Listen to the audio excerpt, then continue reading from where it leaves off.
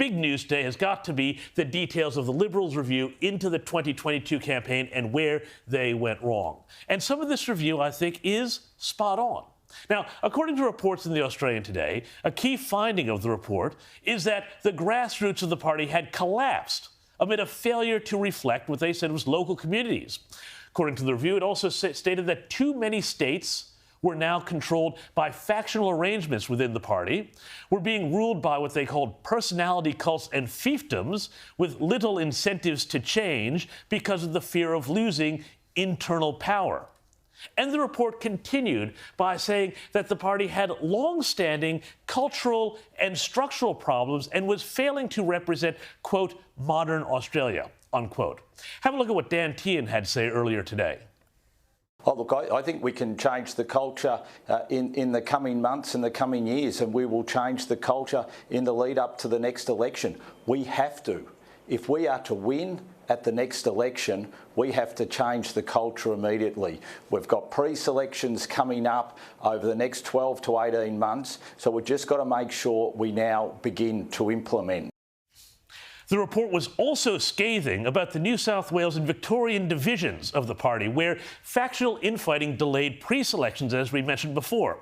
Well, here to all that, and that's all correct. But let's be honest about some of the other things, too, that caused problems for the Liberals in the last election.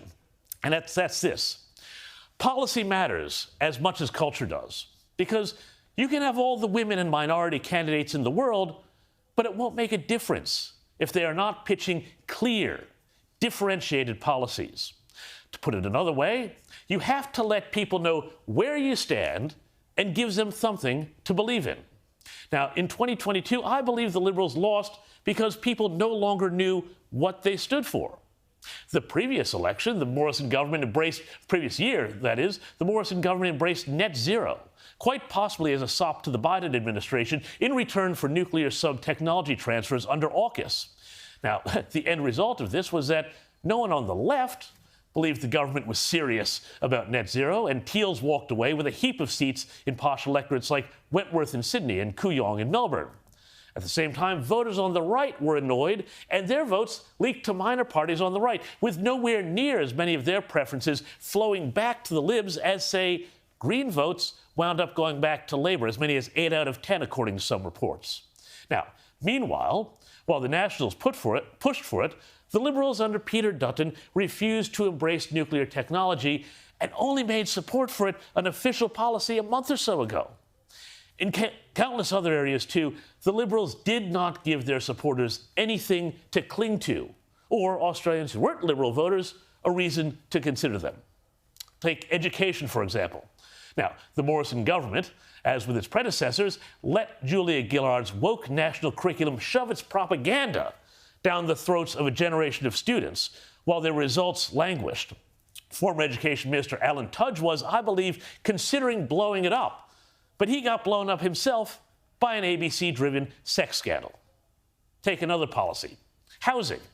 This is simply the #1 issue for voters under 40, and there is no way Conservatives will survive in power or win government again if people become, if Australians become, as Labor hopes, permanent renters drifting from apartment to apartment, never putting down roots.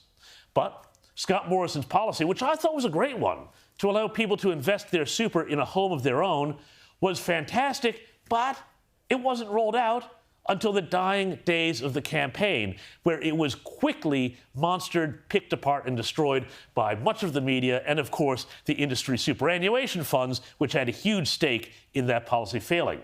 Instead, of course, it should have been announced at the start of his term of government.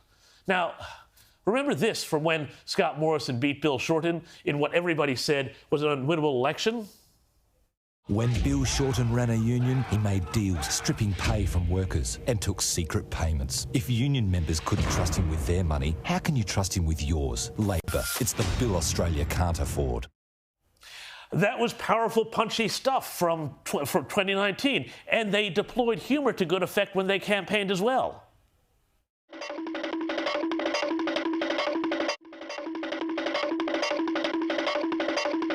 Labor. It's the bill Australia can't afford. Yet their messaging, 3 years later again, in this particular battleground of, media, television, the internet, was all over the shop. Fast forward and look at this 3 years later. There's a hole in your budget, dear Labour, dear Labour. Labor can't say how they'd pay for billions in extra spending. That means... More taxes are coming, more taxes with Labour. No, please, make it stop. God, I hated that ad. So, look, I get the point of the review. And as the saying goes, defeat is an orphan while success has 1,000 fathers. Or do we say 1,000 carers now? It has definitely identified a number of real problems within the Liberal Party, particularly the way candidates are selected, which, of course, gets to the heart of the problem of declining membership. Namely, why would anyone want to be a member of a party where they won't be allowed to make a difference?